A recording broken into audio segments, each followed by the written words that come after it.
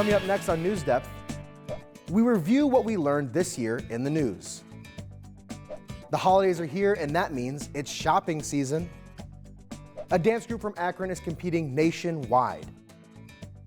And Mary tells us all about our musical state. NewsDepth is now.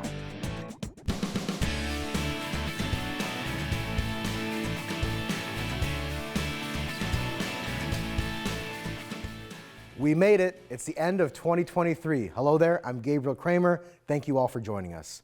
Winter break is almost here, and if I remember my days of school accurately, some of you are probably working on your final projects and getting ready for exams and reviewing what you've learned throughout the school year.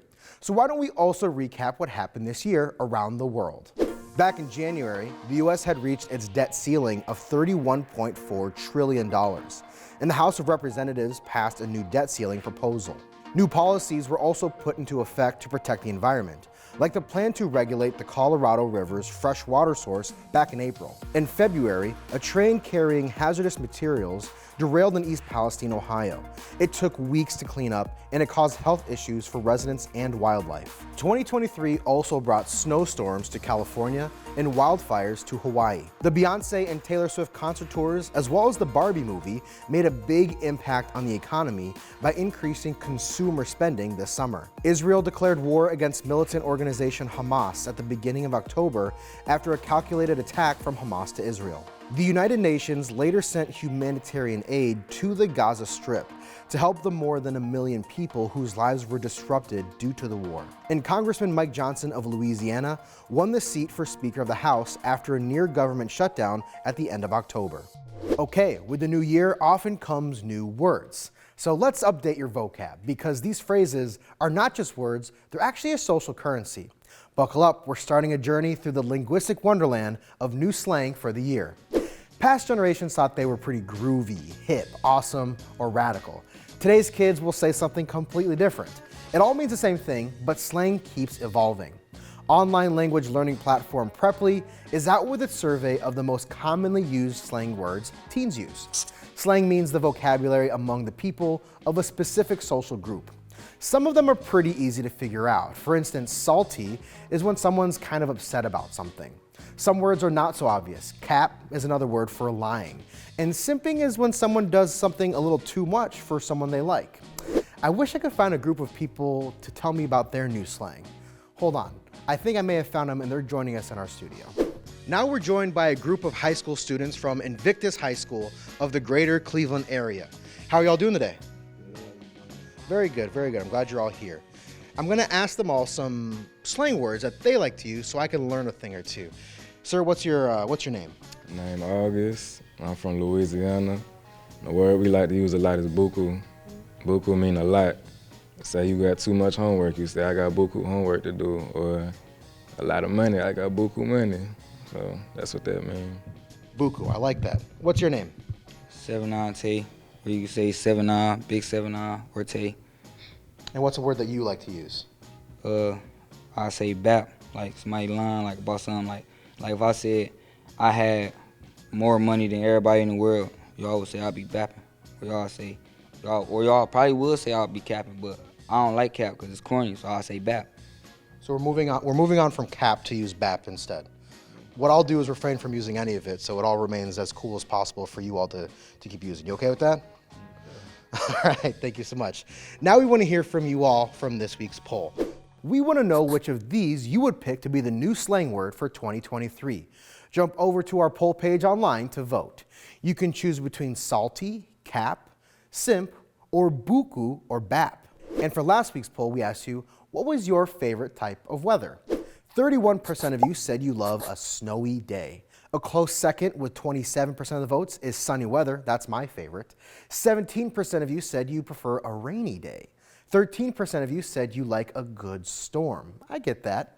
7% of the votes went to cloudy, and another 5% went to windy.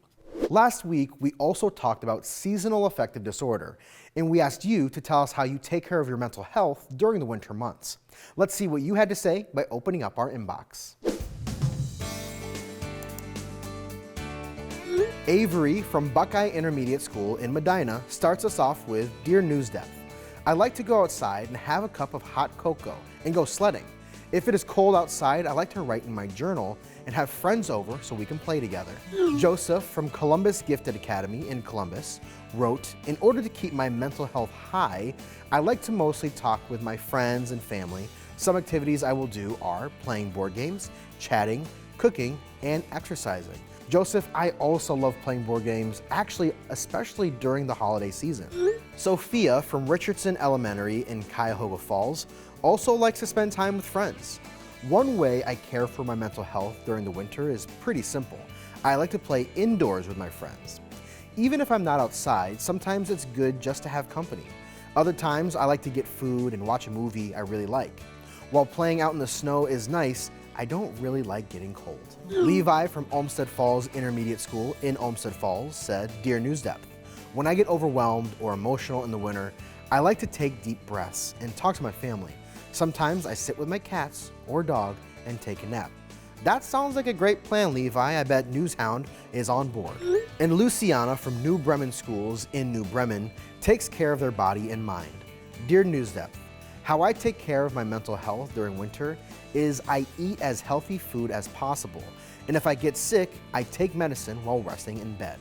Thanks to everyone who wrote in. I always love reading your letters. All right, for our next episode next year, we'll have another new Career College segment, this time about engineering. Engineering is a branch of science that uses math and technology to solve problems and increase productivity. We'll be talking to an engineer about their job and what took them on this career path. But we need your help coming up with interview questions. So for our Write to Us this week, we want you to send in your questions about a job in engineering. And come back in January to hear a professional answer your questions about their job. Okay, now let's get back to the news. Analysts say U.S. consumers figuratively broke the bank over the Thanksgiving holiday weekend, including billions of dollars of online sales. That trend is expected to continue over the holidays, and it will give the overall economy a boost heading into the new year. John Lawrence reports. Black Friday, Small Business Saturday, and Cyber Monday are in the books, but the holiday shopping season is far from over. We wanted to get some games to play with the kiddos. We got a couple kids at the house, so, keep them occupied. Despite 3 years of high inflation, the occasional threat of an economic shutdown in Washington, D.C., and increased lending costs, U.S. consumers are still opening their wallets in the post-pandemic era. We're now at the stage in the economy where those cost pressures have abated as supply chains have really normalized across most products. Retailers are hoping deals on products will boost sales. According to Adobe Analytics, items like toys, electronics, sporting goods, apparel, and appliances will all have double-digit discounts this holiday season. The Black Friday period that we just experienced was one where the consumer was out and about and spending, certainly still very focused on those promotions. Adobe Analytics says U.S. shoppers will spend a record-setting $113 billion in e-commerce this November and December, a nearly 14% hike from the year before. Social media is also playing a factor. The toy space as well has a lot of influencers, parenting influencers, showing off what they're getting their kids and really influencing what those top toys of the year that are likely going to sell out. Thank you, John. This holiday season, artificial intelligence is now being used to help shoppers find the perfect present. Google and Simon Properties are some of the first to launch AI for gift giving. Experts share how AI is being utilized and the potential risk the new technology poses for those who opt in.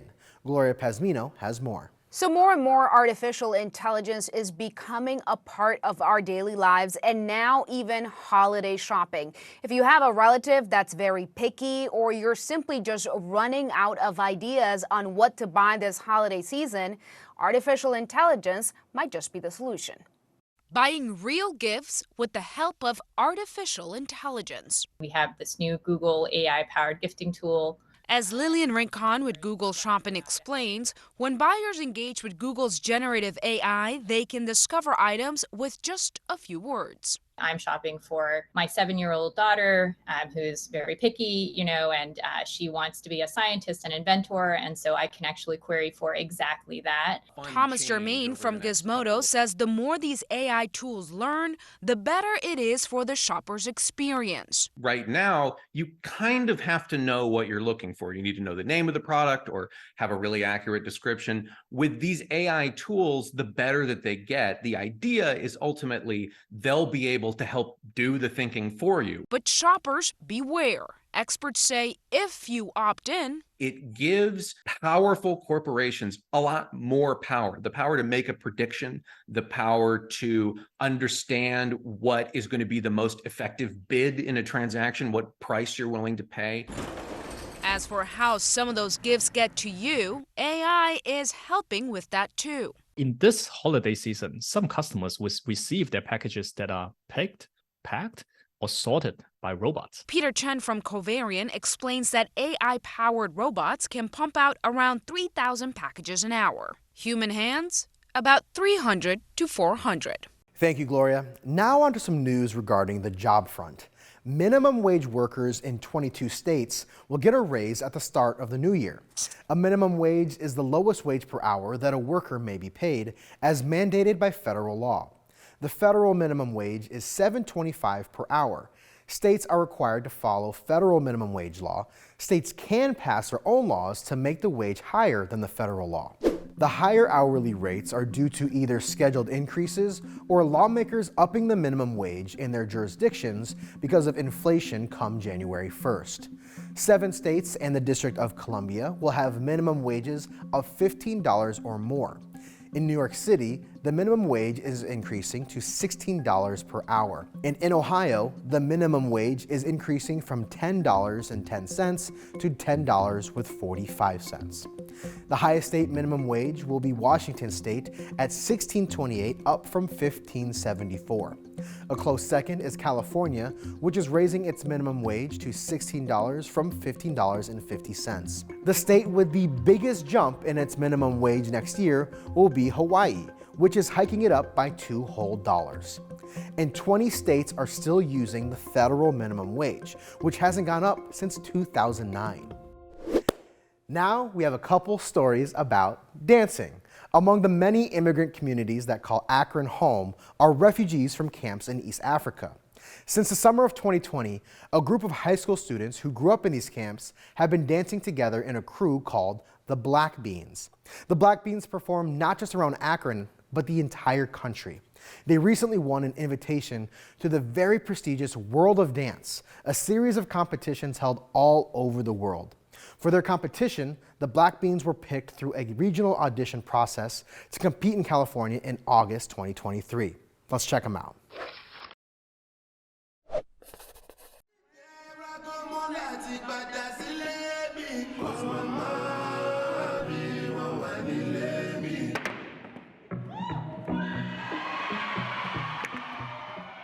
The style, we do 4 or 5 kind of styles from Africa. We do South, East, and North Africa. We do Ndombolo, and that is from Congo, from Central Africa. And we do Afro beats, that is from Nigeria. And we do Amapiano, that is from South Africa. And we do Bongo flavor, and that is from Tanzania. We're all from different parts. We're from Congo, Tanzania, and Uganda. And all of us, most of our tribes, they all wear that in most of our tribes. So basically, we looked back, way back, we asked our parents, what do our people, like our ancestors, wear back in the days? And we all got the same thing from our parents. We're like, we can do something with that, you know? So most of our dances are choreographed by Martin. Martin's like a choreographer. It's like, I'll bring the song, Martin choreographed on it, like he created dance or we created together.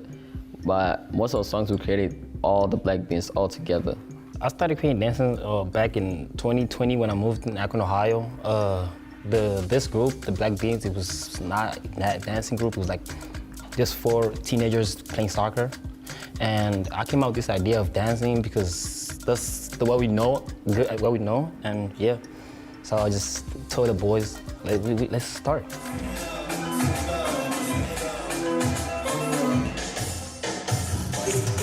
So my mom once told me that since I was young, I used to love dancing. So everywhere I go is just dancing, dancing, dancing. I wanted to play soccer for a team called Inner City.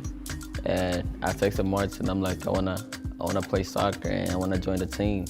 Then I joined the team. Then later on, I met everybody else from the team. Then they're like, we have a dancing group. I wanna know if you know how to dance. Then I'm like, I know how to dance. Then something like that. Then I joined the Black Beans as a dancer. World of Dance, which is the top dance competition in the world. A couple hundred different groups. So they all come to California, and it's all different. There's ballerinas to dancers like these guys, and they all compete, and the top prize is actually $1 million. David and I brought them to a dance audition. We sent in one of their videos, and they qualified. They didn't have a lot of practice time. The judges had to put them through. They just said, this is so unique. These boys are so joyous. We gotta send them through. World of Dance it was amazing. And the experience of us going to California is so great. I can't tell you how it was, but it was amazing. We won crowd favorites, the World of Dance. We performed. We were scared at first before we got on the stage, but we became strong and we did our best.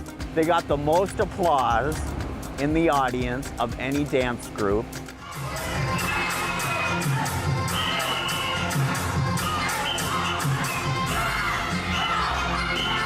So the Black Beans, it's not just a bunch of teenagers that come together to dance. We're like a family, we're like brothers, where we can be a creative relationship and a family. And I mean, if one of us need help, we're all there to support and everything.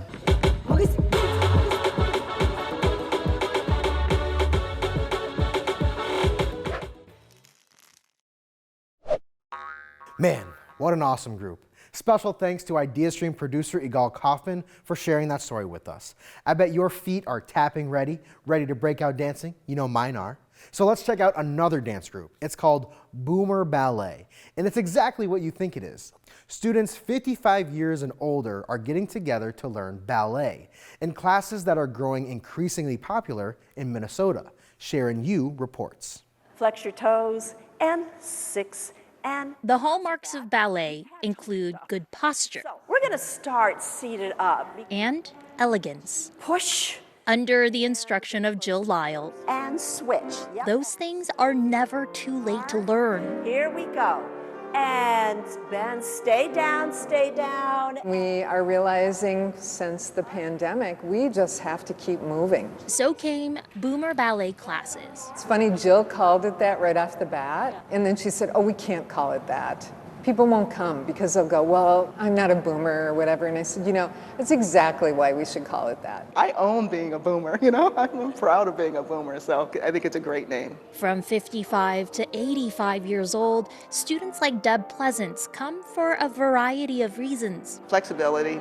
I'm learning how to move my body in ways that I either never knew how or have forgotten and stuff. Because when you're younger, your body just moves automatically. Being intentional about each move. 2 and out and... Overcoming first impression fears. There were people who were starting out just like me, so I didn't feel as uncomfortable. And maybe the best thing about being a boomer? When you get older, you don't care. The younger dancers are all worried about how they look and what their friends are thinking. Older dancers are like, I am here for me.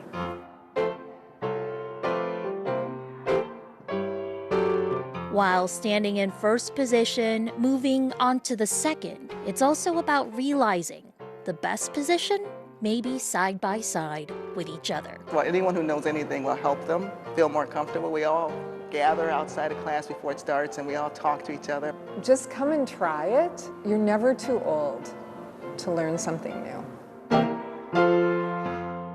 Thank you, Sharon. How about a little music? You all know this one?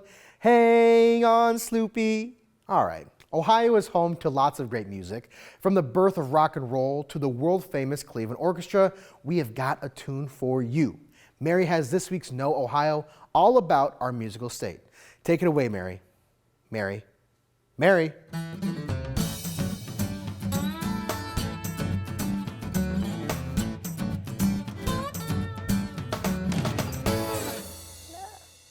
Oh, sorry. I was just rocking out to some sweet Ohio jams.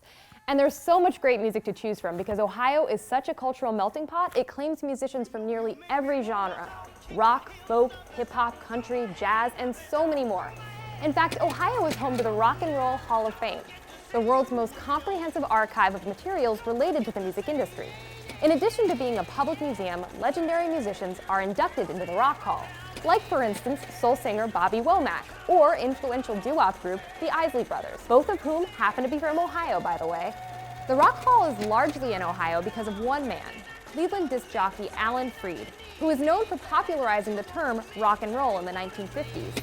And he did it right here in the building I happen to be standing in. That's right, 1375 Euclid Avenue used to be home to WJW, the rockinest radio station in town. Since Ohio is the home of rock and roll, it's only fitting that we should have an official state rock song. In fact, Ohio was the first state to designate an official rock song. Take a listen. Hang on, Sloopy. It's called Hang On Sloopy by the McCoys, a rock band with roots in Ohio. When it was first released in 1965, the Ohio State University Marching Band covered the song, and it's been a favorite ever since. In fact, Sloopy has sort of become Ohio State's unofficial fight song. At games, fans even interject an O, H, I, O into the music break. By 1985, the song became so ingrained in Ohio culture that the members of the Ohio General Assembly approved it as Ohio's officially sanctioned state rock song. But this song is not to be confused with Ohio's official state song, Beautiful Ohio, which was originally written in 1918 by lyricist Ballard McDonald. McDonald's original song describes a romance that takes place in Ohio, but in 1989 the lyrics were altered and the romance was written out. Instead, the altered song describes the diversity of Ohio's landscapes, with cities rising high and farms of golden grain. And Ohio is also a powerhouse for more traditional music, as it is home to 4 major symphony orchestras, including the world-renowned Cleveland Orchestra. The Buckeye State's musical strength is drawn from its amazing diversity. It's a place where different genres collide and new ideas are formed. And because of this, the music rocks. Rock on, Mary. Okay, I've got the last A+ award to give out for 2023. Here at NewsDepth headquarters, we love a nice garden. Nothing makes us happier than seeing some coneflowers, zinnias, and lilies, especially when that garden makes an entire space look beautiful. Well, it seems like a group of 6th and 3rd graders at St. Gabriel Consolidated School in Glendale knew that and wrote to us all about the school's garden club, which won them this week's A+ award. 6th grader Charlie told us that it all started when she and a few of her classmates were talking about inspiring others to make their school more beautiful, and they realized that there was a patch of land out front that used to be a garden, but now was in pretty bad shape. Amelie told us that they came up with a plan, along with their science teacher, Mr. Imawal, to plant daylilies and iris in the old garden, which hadn't truly been cared for in about 10 years. The students told us that before they could plant anything, they needed permission from the school and had a lot of work to do to prep the soil for new plants. It took the group several weeks to do all of their work that was needed. Then, at the end of last school year, they were able to finally start planting and have a ribbon cutting ceremony. The community was very supportive and many families donated plants. The work wasn't done there. The garden needed to be continually cared for to make sure the plants were healthy. That's when the garden club came up with a plan to start composting to make sure the flowers had nutrient-rich soil. 3rd grader Harley told us that composting is a great way to reuse food scraps from lunch, and it helps get nutrients back into the soil to help the plants. They even had the help of about 1,000 red wiggler worms to help break down the food scraps into soil. Claire explained to us that as the worms eat the scraps, they poop out all kinds of great nutrients. It sounds super gross, but that's really how it works. Another student named Claire told us that she's really proud of the garden because it really makes the school look beautiful and it gives parents a nice place to sit when they're waiting for dismissal at the end of the day. Nora, who wrote us an email about the garden, told us that she is really proud of the garden because it shows how beautiful the world can be and that it's important to take care of nature. This week's A+ award goes to the Garden Club at St. Gabriel Consolidated School. You're doing a great job of making your school and community a more beautiful place. Well, we're almost out of time this episode, but you know I would never forget about Newshound. Let's see what he's up to.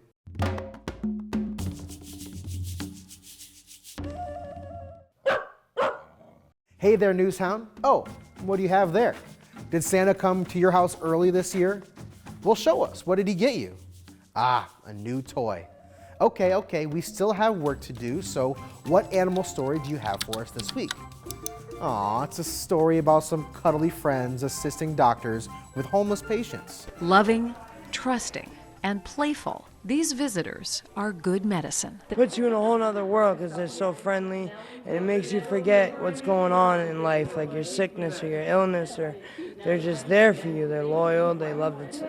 I just love everything about dogs. Sully is a showman. Blue loves treats. Zara's high energy. And Nellie, the well-dressed Chihuahua, is a calming presence. To check out how these service dogs are helping with the healing process, click the Petting Zoo button at the bottom of the episode page. And thank you, Newshound. Happy holidays, of course. Okay, that's a wrap for 2023, but don't worry, we'll be back in January. Until then, we want to hear from you, and there are plenty of ways you can stay in touch with us. You can write to us. We're at 1375 Euclid Avenue, Cleveland, Ohio. Our zip code here is 44115. You can email us at newsdepth@ideastream.org, or you can tweet us. Our handle is @NewsDepthOhio. Plus, you can catch all of our special segments on YouTube. Hit subscribe if you're old enough so you don't miss out on any of our new videos. Thank you for joining us. I'm Gabriel Kramer. Happy holidays, Happy New Year. We'll see you right back here next year.